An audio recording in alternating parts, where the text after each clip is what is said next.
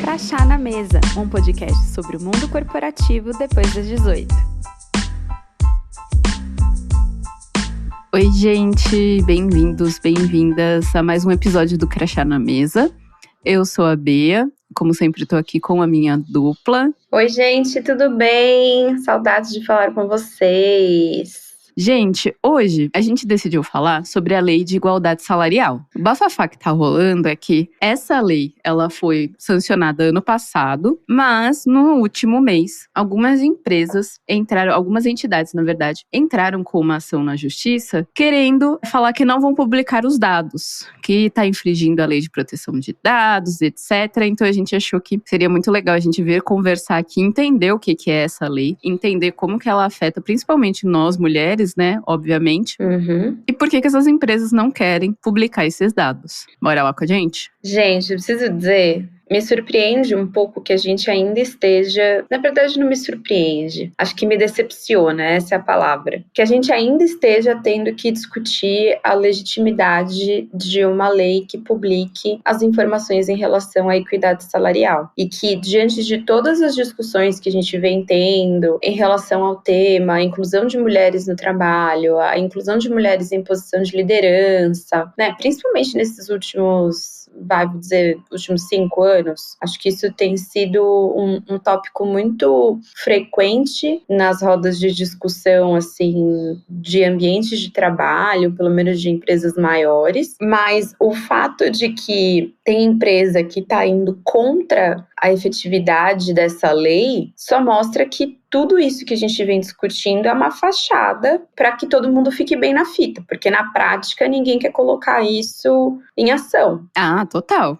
E é óbvio, né? Porque quem tá na liderança dessas organizações? Adivinhem só, homens brancos. Alguém vai ter que ceder, né? Mas vamos lá. O que acontece é o seguinte, hoje, atualmente, as mulheres recebem, em média, 20% a menos do que os homens. E aí, quando a gente traz o recorte de raça, as mulheres negras, elas recebem 43% a menos do que homens brancos. Isso falando no mesmo cargo, na mesma posição, com a mesma formação. É bizarro.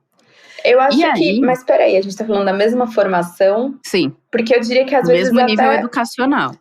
Então, aí é que tá. O mesmo nível educacional. A gente tá colocando um mínimo, porque eu ainda me arrisco a dizer que mulheres negras ainda, às vezes, têm mais formação do que esses homens brancos e ainda assim acabam recebendo muito menos. 43% a menos. Esse é o dado. E aí, o que acontece? A igualdade salarial entre homens e mulheres, ela é garantida por lei dentro da CLT, que é a Consolidação das Leis Trabalhistas, né, lá de 1943. Só que a gente foi percebendo que a aplicabilidade dessa lei, ela era muito fraca, porque existia pouca fiscalização, pouca sanção às empresas que não estavam cobrindo com essa lei. E aí, o que acontecia? Cabia à funcionária que estava prejudicada a acionar a justiça em caso de infração. E a gente sabe que, gente, quando a gente é trabalhador e tem que entrar com uma ação contra a empresa, ainda é muito prejudicial. A vítima acaba sendo muito prejudicada em relação à reputação dela. É sempre a corda mais fraca, né? Exato, é uma relação de poder muito complexa, né? E para as empresas sempre foi muito mais interessante pagar logo uma indenização para quando acontecer esse tipo de denúncia e condenação do que de fato cumprir com a lei. Porque você fica dependendo se você for processado, se você perder. Então, são muitas variáveis que acabam jogando a favor, claro, do empregador e não do empregado. Exato. Mas essa disparidade salarial, ela não acontece só aqui no Brasil, infelizmente. É uma movimentação que em outros países também acontece. E aí, um relatório das Mulheres, Empresas e Direito, que foi feito pelo Banco Mundial em 2022, mostrou que 51% dos países analisados possuem leis proibindo a desigualdade salarial por gênero. E ainda assim, uma mulher recebe 51 centavos centavos a menos para cada dólar do que um homem no mundo todo. Então, não é exclusivo do Brasil, infelizmente. Essa depreciação e desvalorização do trabalho da mulher é uma movimentação mundial. E aí, então, essas leis, e aí essa lei que tem que estar aqui, que existe aqui no Brasil e também em outros países, ela então vai obrigar as empresas a gerar relatórios de transparência salarial para a gente conseguir acompanhar, então, se de fato a lei está sendo cumprida ou não, e a partir disso, promover ações de equidade, diversidade e inclusão na empresa, pagar multas e etc. E aí, essa movimentação de leis que obrigam as empresas a gerar relatório, ela tem se tornado uma tendência global em contraposição a essa identificação de que mulheres estão recebendo menos do que os homens. E aí, em 2023, o Conselho Europeu adotou a Diretiva de Transparência Salarial em todos os países que fazem parte da União Europeia. Lá, nos países que fazem parte da União Europeia, as mulheres recebem, em média, 13% a menos do que os homens. E aí, então, eles vão ter 3 anos para implementar a legislação criada para conseguir reduzir essa disparidade salarial de gênero. É algo que leva tempo. Aqui no Brasil também não foi do dia para a noite. A gente já teve uma primeira prorrogação da divulgação desses dados. Era para ela acontecer no final do ano passado, de 2023. Ela foi prorrogada para acontecer no dia 8 de março desse ano. E ainda assim não foi cumprida. E aí vem essa movimentação das empresas, então, falando que não, a gente não vai mandar os dados. A gente está muito preocupado com a proteção de dados dos nossos funcionários. As empresas que vazam, né, que não tem nenhuma segurança para proteção dos dados que fazem coleta, dependendo da atividade delas. Mas, gente, vazamento de dados é o que mais acontece. Todo mundo aqui em algum momento já teve alguma informação vazada, então essa preocupação com o armazenamento desses dados, né, e a disponibilização dessas informações é muito furada, porque, gente, sério. E quais são esses dados, então, que devem ser compartilhados e que as empresas não querem compartilhar? A lei prevê, então, que tem que ser compartilhado. Se a empresa possui planos de cargos e salários, quais são os critérios para remuneração e para promoção aos cargos de liderança e se há incentivo para a contratação de mulheres, bem como políticas de apoio ao compartilhamento de obrigações familiares e outras informações. Isso vale para empresas que têm mais de 100 funcionários, tá? Então, gente, não se preocupe. Você tá ouvindo, tá falando, caramba, eu tenho uma empresa aqui e agora nem estava sabendo. Empresas para mais de 100 funcionários que tá valendo. E aí, ilustrando, se eu tenho um cargo que paga mais e ele é só ocupado por homens, já entra dentro do que é a discriminação, que está prevista dentro da lei hoje. O que eu acho curioso disso é que ainda que essas empresas precisem, né, colocar, dar esses cheques que a Bia acabou de mencionar, sobre os planos de cargos e salários, os critérios para remuneração e para promoção de cargos de liderança, já começa com um problema grande aqui, porque essas empresas, a grande maioria dessas empresas, não tem isso. Não tem e não querem criar. Então, por que não querem criar? Outro dia eu tava lendo alguns materiais, assim, né, sobre mercado e tal, e tinha uma determinada empresa que falava, a gente não tem plano de carreira, a gente não desenvolve plano de carreira, o plano de carreira, ele é seu, passando essa bola 100% para o funcionário. Então, se você quer ter um plano de carreira, você precisa desenvolver o seu plano de carreira junto com o seu gestor. Gente... E ao mesmo tempo que eu concordo que a gente precisa, sim, tomar as rédeas da nossa carreira e pensar no que a gente quer fazer, precisa ter uma contrapartida do lugar onde a gente trabalha, porque senão você vai ficar nadando e você nunca vai chegar num porto seguro, você não vai saber para onde você está indo, você vai ficar perdido. O famoso, quando você atinge a meta, a gente dobra a meta e você fica correndo atrás do rabo. Fica então, tudo no campo da subjetividade, completamente. Né? E aí é perfeito para o machismo se expandir e se apresentar completamente. Ali. Todo tipo de discriminação acontece nesse momento. Não só de gênero, mas de raça, para pessoas PCDs, enfim. Tem toda uma questão nisso. Então, isso já é um problema que inicialmente já deixa as empresas num lugar desconfortável, porque elas vão ter que começar a correr atrás disso e a colocar isso na prática. E apresentar isso para os funcionários também, né? Porque não adianta nada fazer isso, você envia essas informações ali para quem vai gerir isso, esqueci o nome aqui do pessoal, para quem que eles têm que mandar, para o governo federal, e pronto, acabou. Isso vai ter que ser apresentado para todo mundo, né? Vai ter que ser um dado público. Aí a segunda parte quando a gente está falando de incentivo para a contratação de mulheres. Existe um programa, que é a lei que emprega mais mulheres. Então, tem toda uma movimentação para você trazer mulheres para dentro da sua empresa, tarará, tarará, mas assim, ninguém coloca em prática. Da mesma maneira também que a gente vê que existe uma lei para, se você é uma empresa acima de 100 funcionários também, você precisa contratar pessoas PCD. Eu não vejo isso ser colocado em prática da maneira que deveria ser colocado, porque, de novo, e aí eu não sei, preciso até pesquisar, gente, mas deixo aqui o meu questionamento se existe também algum tipo de sanção para quem não cumpre com essa obrigatoriedade. Então, são várias coisinhas que essa empresa, né, precisa cumprir, não cumpre, e aí agora a grande questão, o grande argumento deles gira em torno do LGPD,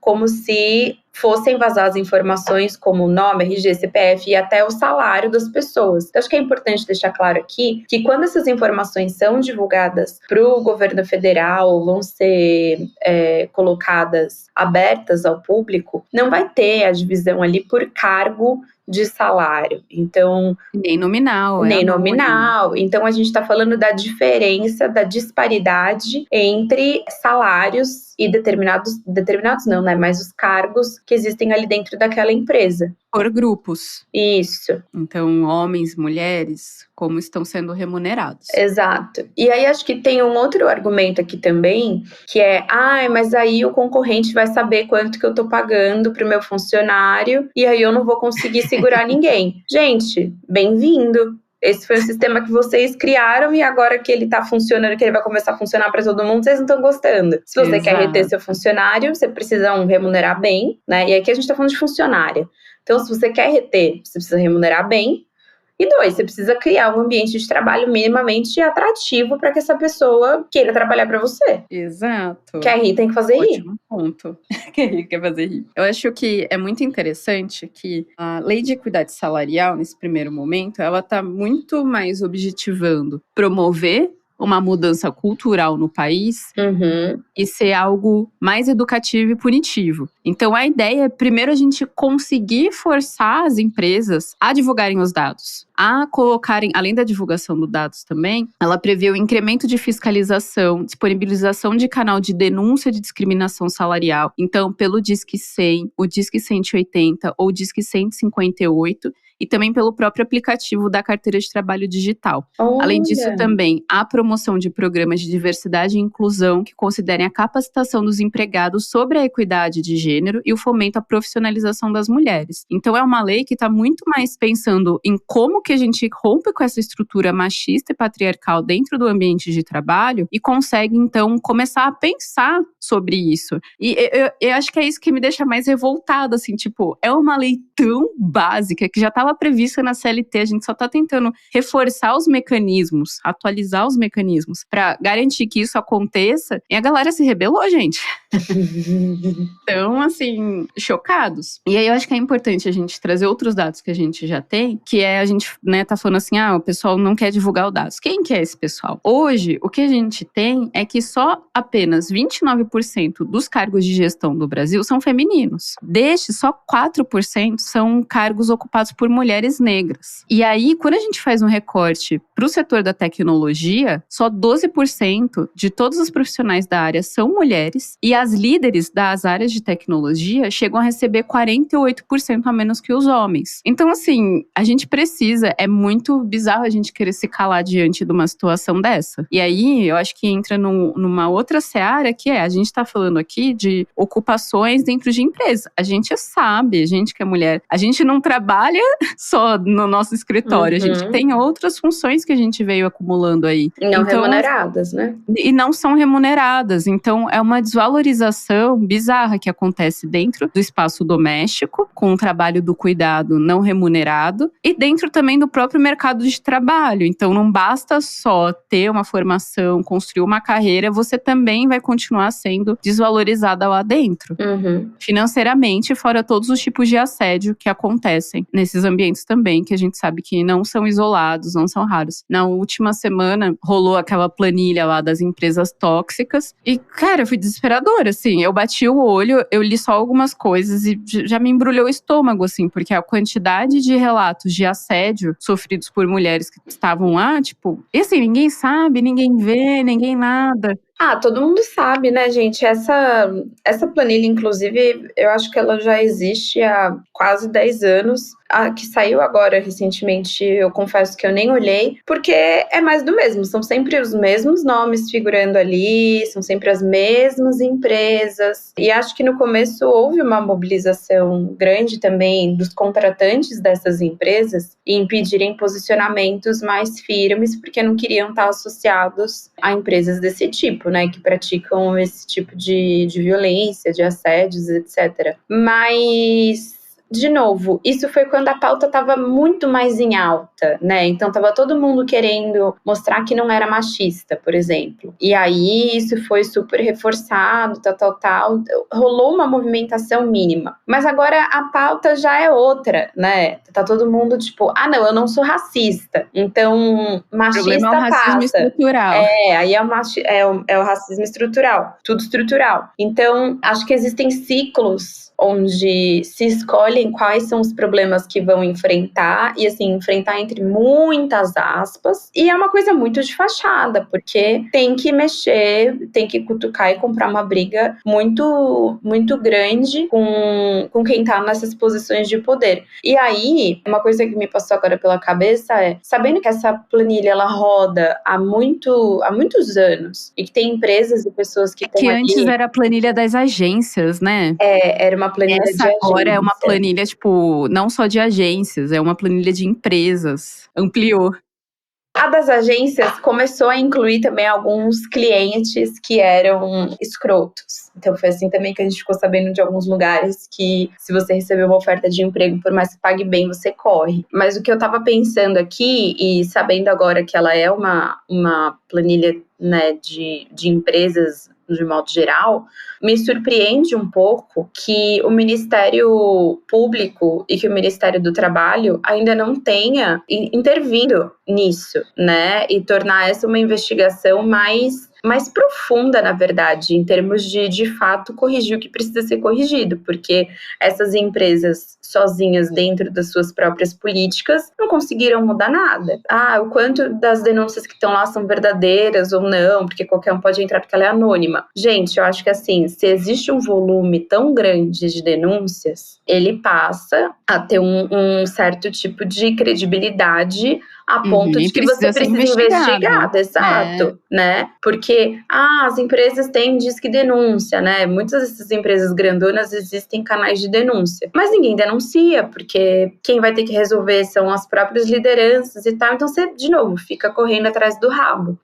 Eu acho que quando a gente tá falando desse tipo de coisa, precisa sim ter uma interferência de fora para que as coisas sejam corrigidas, porque senão não muda. O movimento de educação, né, gente, para esse tipo de temática. Eu aposto muito na educação, né? Educação transforma o mundo e o mundo transforma pessoas. Como já diria Paulo Freire, só pra não sair desse episódio sem citar Paulo Freire. E eu acho que é isso que a gente muito fala aqui na Pulsa, né?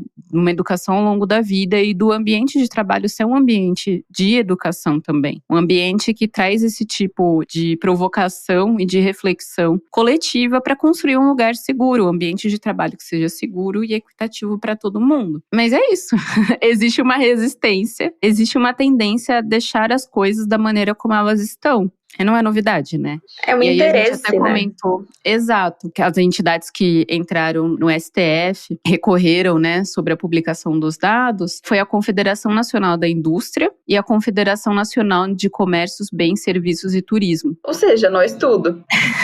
Infelizmente, essa galera está nos representando, eu faço parte, a Ana faz parte também. E é isso, assim, como conseguir pressionar e se posicionar, se manter informado em relação a isso, né? Eu acho que é importante, por isso que a gente traz esse tema aqui hoje também. Porque é isso, existem pessoas, confederações, falando em nosso nome, representando a nossa classe de trabalhador, indo contra aos nossos direitos. Eu acho que é importante dizer que essas confederações também, elas estão defendendo o interesse da empresa, de entidades. Mas quem vai defender os nossos interesses, galera, é o sindicato. Então, é importante lembrar que são coisas apartadas e que, se você é uma das pessoas, aqui eu vou fazer uma crítica pessoal, tá? Se você é uma daquelas pessoas que quando vai lá, assina carteira de trabalho, diz que não quer contribuir com o sindicato, você tá atirando no próprio pé, tá bom? Você tá sendo a barata que escolhe o inseticida, tá ligado? Então, vamos pensar um pouco sobre isso, porque são justamente esses movimentos, né, essas organizações sindicais que vão virar e vão falar assim, não, gente, a gente precisa saber, a gente quer saber, isso precisa sim ser divulgado. Qual que é o interesse de não ter essa informação divulgada? É para eles que a gente recorre quando as coisas não funcionam dentro dos espaços, né, das organizações em que a gente trabalha. Então, bora pensar um pouco sobre isso. Quando eu era bem novinha, eu tive uma experiência, foi aí que eu entendi a importância do sindicato. Eu trabalhei numa loja no shopping, foi acho que meu primeiro emprego, assim. Naquela época era, você vem fazer um teste. Era pra eu trabalhar um dia, e aí você trabalhava um dia não remunerado, porque era um teste. Então assim, você já entregava um dia de trabalho sem receber nada. E aí, o que era pra ser um dia, acabou virando 10, se eu não me engano. Nossa. E eu fiquei 10 dias trabalhando, pagando do meu bolso. Eu tinha 15 minutos por dia de intervalo. Esses 15 minutos eu tinha que dividir entre o meu turno de... Eu trabalhava 12 horas. Em 12 horas de trabalho, eu tinha 15 minutos pra fazer xixi durante o dia todo, almoçar, Já era um absurdo. E depois desses 10 dias, a gerente da loja, lembrei o nome dela, Jéssica. Se você tá me ouvindo, Jéssica, eu venci. Ela era muito nova também, ela tinha 17 anos. Então, começa por ela. Não deveria ser gerente de loja, ela era gerente de 2 lojas. E aí, no final desses 10 dias, ela falou assim, obrigada, a gente não precisa mais, a vaga foi fechada, congelada, tal, então, obrigada. E ela não me pagou nada. Então, eu trabalhei por 10 dias e eu não recebi nada, absolutamente nada, nem comissão pelo que eu vendi, nada. Eu ficava em pé essas 12 horas dobrando calçadinhas. Hoje eu sei dobrar calçadinhas igual a gente vê lá nas lojas, sei fazer tudo isso. E aí eu falei, gente, eu preciso do meu dinheiro, mas eu não tenho, sabe, como contratar um advogado. E quem foi que resolveu isso pra mim, gente? O sindicato. Eu bati lá na porta do sindicato dos comerciários, acho que é esse o nome. Falei, olha, eu trabalhei 10 dias e eu não recebi nada. E aí o cara falou, nossa, isso é muito comum, a gente vai enviar uma notificação pra loja. Gente, no mesmo dia, a menina me ligou, sentamos lá, ela fez as contas e falou, não, olha, tá aqui tudo que você tem que receber, tal. E aí eu recebi o meu dinheirinho. Não é tudo que o sindicato vai conseguir resolver, mas é importante que a gente comece a fortalecer esses movimentos, porque é através deles que a gente garante os nossos direitos. Então, isso acontece também quando a gente recebe o dissídio todo ano lá, que tem aquele ajustezinho no nosso salário. Eu não sei de vocês, mas o que eu recebi esse ano foi tipo, what? Eu nunca tinha recebido um dissídio, tá, gente? Porque eu sempre fui o quê? PJ. Então, eu recebi e fiquei assim, o quê? É isso? Então, de novo, a gente precisa contribuir para poder cobrar também dos sindicatos. Fiz aqui minha manifestação. Sim, e tem que ser uma movimentação coletiva. É uma luta coletiva, é uma luta de trabalhadores e trabalhadoras coletiva. E aí, o que se a empresa tá conseguindo comprovar, foi pega aí na malha fina e não tá tendo a equidade salarial, apresentou aí um caso de desigualdade salarial, que não foi justificada.